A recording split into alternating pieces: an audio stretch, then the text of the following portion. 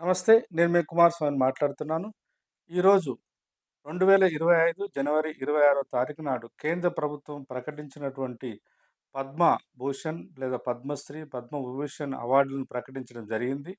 అందులో భాగంగా తెలంగాణ లేదా తెలుగు నేలకు సుపరిచితులైనటువంటి శ్రీ మందకృష్ణ మాదిగ గారికి పద్మశ్రీ అవార్డును కేంద్ర ప్రభుత్వం ప్రకటించడం జరిగింది.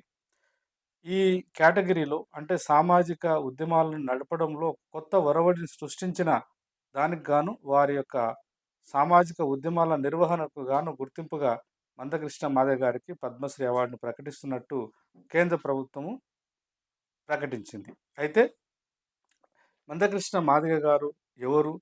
వారు సాధించినటువంటి ఉద్యమ ఫలితాలు ఏమిటి? లేదా సామాజిక ఉద్యమాలను నడిపియడంలో, నిర్మించడంలో, వాటిని నిలబెట్టడంలో వారు నాయకత్వం వహించి నడిపినటువంటి ఉద్యమాలు, ఆ నడిపియడంలో ప్రత్యేకత ఏమిటి అని గనక ఆలోచిస్తే, మందకృష్ణ మాదిగ గారు 1965లో ఇప్పటి వరంగల్ లేదా హన్మకొండ జిల్లాలో ఉన్నటువంటి న్యూ షాయంపేట అనేటువంటి గ్రామానికి సంబంధించిన వారు. 1965లో వారు జన్మించినారు. తల్లిదండ్రులు కొమరయ్య మరియు కొమరమ్మలకు వారు జన్మించినారు. విద్యా రంగానికి సంబంధించి గనుక చూస్తే కృష్ణమాదిగ గారు ఉన్నత చదువులేం చదువుకోలేదు. అప్పుడున్నటువంటి పరిస్థితుల రీత్యా పెద్దగా చదువుకపోయినప్పటికీ, ఆనాడు ఉన్నటువంటి కుల వివక్షతకు వ్యతిరేకంగా గ్రామంలో జరిగినటువంటి పోరాటంలో భాగంగా కొంత సృజనాత్మకంగా మరియు యాక్టివ్‌గా పాల్గొనడం ద్వారా, ఆ తర్వాత ఉద్యమ పరంపరలో భాగంగా కొంతకాలము రాడికల్ పార్టీ ఆధ్వర్యంలో జరిగినటువంటి ఉద్యమంలో గూడా పాల్గొన్నట్టు, జనగాం జిల్లా ఆర్గనైజర్స్‌గా గూడా పనిజేసినట్టు మనకు కొన్ని వివరాల ద్వారా తెలుస్తుంది.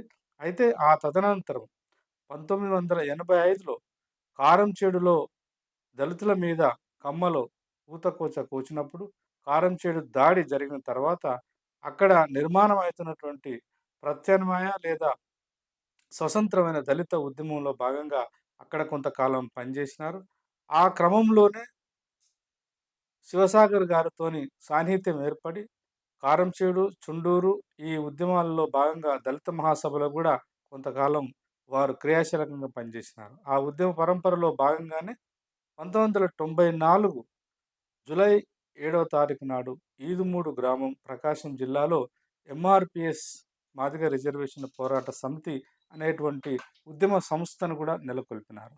ఆ ఉద్యమ సంస్థ యొక్క ప్రధాన ఉద్దేశ్యం భారత ప్రభుత్వం కల్పించినటువంటి రిజర్వేషన్‌లను మొత్తం దళిత కులంలో అంటే షెడ్యూల్ కులాల్లో ఉన్నటువంటి అన్ని సామాజిక వర్గాలకు వారి వారి జనాభా ప్రాతిపదికన ఆ అవకాశాలు పంపకం జరగాలనేది ఆ ఉద్యమం యొక్క ఉద్దేశ్యం. అయితే 1994లో ఆ ఉద్యమాన్ని ప్రారంభించి ఇప్పటికి గూడా ఆ ఆకాంక్ష నెరవేర్చడం కోసం తను ప్రయత్నం చేస్తున్నాడు. అవి కాకుండా ఎంఆర్‌పీఎస్ మాదిగ రిజర్వేషన్ పోరాట సమితి అనేటువంటి ఉద్యమమే కాకుండా దాదాపు 1994 నుంచి ఇప్పటి వరకు ఈ తెలుగు నేలలో వచ్చినటువంటి అనేక సామాజిక ఉద్యమాలలో వారు క్రియాశీలకంగా వాటిని అందులో పాల్గొనడం గానీ, లేదా వాటిని గైడ్ చేయడం గానీ జరుగుతుంది. అంతేకాకుండా మందకృష్ణ మాదిగ గారు 2004లో గుండె జబ్బుతో బాధపడుతున్నటువంటి చిన్నారులకు వైద్యం యొక్క వైద్య సౌకర్యాలు కల్పించవలసిన అవసరము ప్రభుత్వం మీదనే ఉందని పెద్ద ఉద్యమాన్నే నడిపినారు. ఆ సందర్భంగా ఆరోగ్యశ్రీ అనేటువంటి పథకానికి ప్రభుత్వము శ్రీకారం చుట్టడానికి కూడా ప్రత్యక్షంగా, పరోక్షంగా వారే కారణమైనారని చెప్పేసి మనం గమనించాలి. అట్లాగే 2007లో దివ్యాంగులు లేదా వికలాంగులు అనేటువంటి ఒక సమూహము ఇవాళ భారతదేశంలో చాలామంది ఉన్నారు. అట్లాగే తెలుగు నేలలో ఈ దివ్యాంగులు చేస్తున్నటువంటి హక్కుల పోరాటాన్ని నిర్మించడం, వారికి సమాజము, అలాగే ప్రభుత్వము ఇతోధికంగా సహాయ సహకారాలు అందించవలసిన నైతిక బాధ్యత ఉందని కూడా అటు సమాజాన్ని, ఇటు ప్రభుత్వాన్ని కన్విన్స్ చేసి, వారికి కూడా ఆర్థిక సహకారం అందించవలసిన బాధ్యత ప్రభుత్వం మీద ఉందని చెప్పేసి, ఆ పోరాటాన్ని నిర్మించడం, ఆ పోరాటాన్ని నడపడము, దాని వెనకాల ఒక క్రియాశీలకమైనటువంటి పాత్రను పోషించినట్టు కూడా మనం గమనించవచ్చు.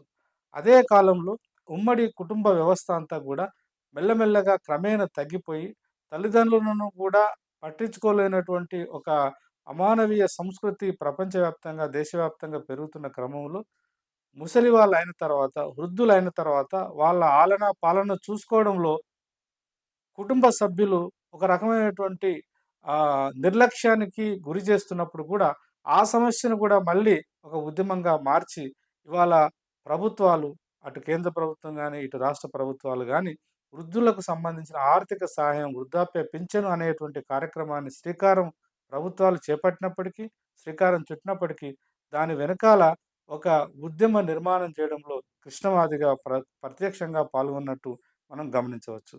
ఇట్లా అనేక రకాల ప్రజా ఉద్యమాలు నిర్మించడం, వాటి యొక్క సక్సెస్‌లో కూడా పాలుపంచుకోవడం. మొత్తంగా అవే గాకుండా ఆనాడు 1985 నుంచి ప్రారంభమైనటువంటి అస్తిత్వ ఉద్యమాలకు కూడా సామాజిక ఉద్యమాలలో ఒక రకమైనటువంటి గుర్తింపును, గౌరవాన్ని తీసుకురావడంలో దేశంలో పనిచేసినటువంటి అతి కొద్ది ఉద్యమకారులలో కృష్ణమాదిగ గారు కూడా తప్పకుండా ఒక ప్రధానమైనటువంటి ఉద్యమకారుడిగా నిలబడతారు. తను పుట్టి పెరిగినటువంటి సామాజిక నేపథ్యానికి సంబంధించిన ఎంఆర్‌పీఎస్ ఉద్యమాన్ని నిర్మించడమే గాకుండా, దాన్ని నడుపుతూనే కాలానుగుణంగా సమాజం నుంచి వస్తున్న అనేక కొత్త ప్రశ్నలకు ఒక ఉద్యమ రూపాన్నివ్వడం. ఆ ఉద్యమ రూపాన్నివ్వడమే కాకుండా ఉద్యమాలు నిర్మించి వాటి యొక్క సక్సెస్‌లో కూడా తను క్రియాశీలకంగా ఉన్నాడు. ఈ మధ్య కాలంలో గతంలో ఉన్న ప్రభుత్వము, తర్వాత చాలా సందర్భాల్లో పాలక పార్టీలు భారత రాజ్యాంగం మీద చర్చ చేయాలి, భారత రాజ్యాంగాన్ని సంస్కరించాలి అనేటువంటి భారత రాజ్యాంగాన్ని మార్చే ఆలోచన చేస్తున్నప్పుడు కూడా, భారత రాజ్యాంగ పరిరక్షణ కోసం దేశవ్యాప్తంగా అనేక దళిత, బహుజన ఉద్యమకారులు పనిచేస్తున్నప్పుడు, తెలుగు నేలలో ఆ అంశం మీద కూడా క్రియాశీలకమైన ఉద్యమాలు నిర్మించినటువంటి చరిత్ర వారికున్నది. ఇట్లా అనేక రకాల ప్రజా ఉద్యమాలను నిర్మించి, వాటిని నడిపి, అందులో కొంత సక్సెస్‌ని తీసుకొచ్చిన చరిత్ర కూడా కృష్ణమాదిగ గారికుంది. బహుశా ఈ వినూత్నమైనటువంటి, ఒక నూతనమైనటువంటి ఉద్యమ ఆవిష్కరణలను ఆయన ఆవిష్కరించినందుకు గాను బహుశా కేంద్ర ప్రభుత్వము ఈ పద్మశ్రీ అవార్డును ప్రకటించుంటది. అయితే పద్మశ్రీ అవార్డును కృష్ణమాదిగకు ప్రకటించినందుకు అటు కేంద్ర ప్రభుత్వానికి కృతజ్ఞత తెలియజేస్తూనే, ఈ అవార్డును అందుకున్నందుకు గాను వారికి కంగ్రాచ్యులేషన్ తెలుపుతూనే ఒక మాట ఈ సందర్భంగా వారికి విజ్ఞప్తి చేయదలుచుకున్నాను. ఇవాళ వర్గీకరణ కోసం జరుగుతున్నటువంటి ఈ పోరాటం 30 సంవత్సరాలు అయినప్పటికీ, ఈ మధ్య కాలంలో సుప్రీంకోర్టు జడ్జిమెంట్ కూడా వచ్చింది. ఇవాళ పంపకము ప్రజాస్వామికంగా జరగాలనేటువంటి దాని మీద చర్చల కేంద్రంగా ఇరు వర్గాల మధ్య వైరుధ్యాన్ని పెంచేటువంటి విధానం ఈ మధ్యలో ఎక్కువైతుంది. ప్రధానంగా వారు గూడా ఈ మధ్య కాలంలో చాలా తీవ్రమైనటువంటి పదజాలంతోని ఇటు ఎస్సీ మాలల పట్ల వారు మాట్లాడుతున్నారు. దయచేసి ఇంత గొప్ప ఆవిష్కరణ, ఇంత గొప్ప గుర్తింపు దేశవ్యాప్తంగా వచ్చినందుకు ఇంకా ఉద్యమాన్ని ఒక సరైన పద్ధతిలో, ఒక ప్రజాస్వామిక పద్ధతిలో, ఒక శాంతియుత మార్గంలో నడపాలని వారికి విన్నవిస్తూ, ఈ సందర్భంగా వారికి అభినందనలు కూడా తెలియజేస్తూ సెలవు.